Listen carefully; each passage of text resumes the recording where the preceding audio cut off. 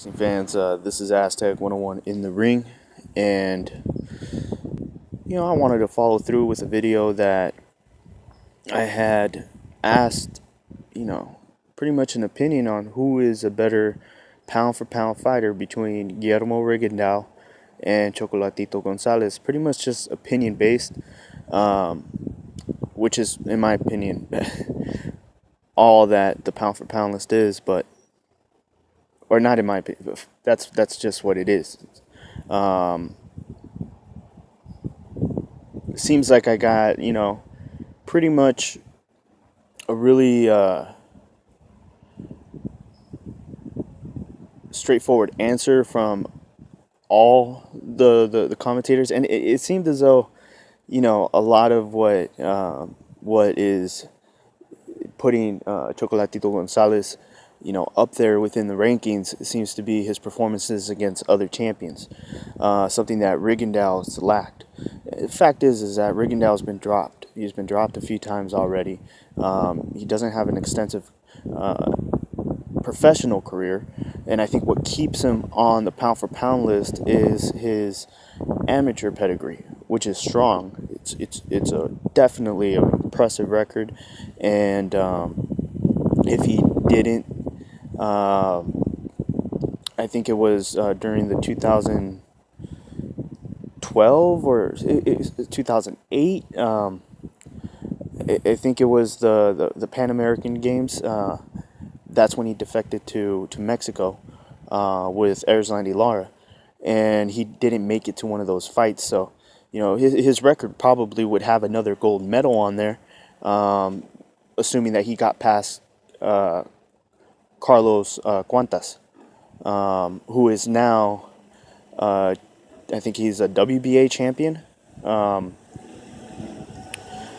But regardless, Guillermo Rigondeaux, he has one name on his record. You know that one name is Nonito Donaire. Now, who is Nonito Donaire? I mean, a lot of people were putting him as an overhyped fighter from HBO, and Nonito Donaire, regardless of that, was still able to drop Guillermo Rigondeaux in their fight. I haven't seen Chocolatito in that position yet. In my opinion, I think technically, Rigondeaux is just a different fighter, but he's not a better fighter. He's been dropped before. He's slow paced, and there really isn't much there as far as a professional record to say, yeah, he's the kind of guy that can move up in weight and take care of Lomachenko,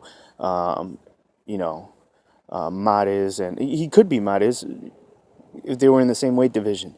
But he's a small guy, and like I said, he's been dropped, and he's older.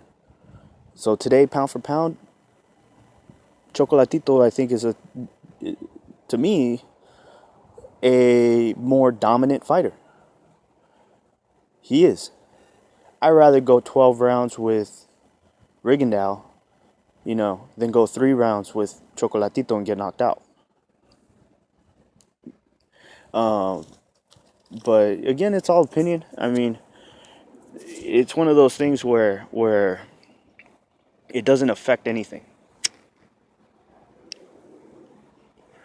It doesn't affect anything. Putting Guillermo Rigondeaux as number 2, even number 3, even number 1, pound for pound, won't help him right now. What he needs is a game opponent. And he needs to be game too, because right now his skills aren't questioned. There's a lot of fighters with questions. You question Ortiz's heart. You question Broner's dedication. You question Canelo Alvarez's courage. You question Triple G's record. And with Guillermo Rigondeaux, it's not necessarily a question of his skills. It's more of a question of it's a question of is he done? Has he reached his peak? Did we miss a prime Rigondeaux, or is this guy still the top fighter in the world? That's just the question. Because he can make a claim for number one pound for pound. The fighters are around him.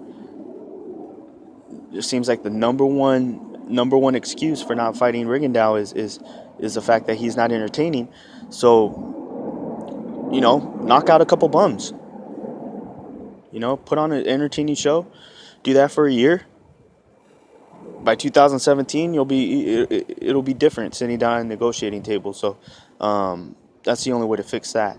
Because sitting back and not fighting, you can only blame Rigondeaux and his team for that. No one else. Not HBO, not fucking anyone else. But him. He's in charge of his own career. But yeah, I think there's a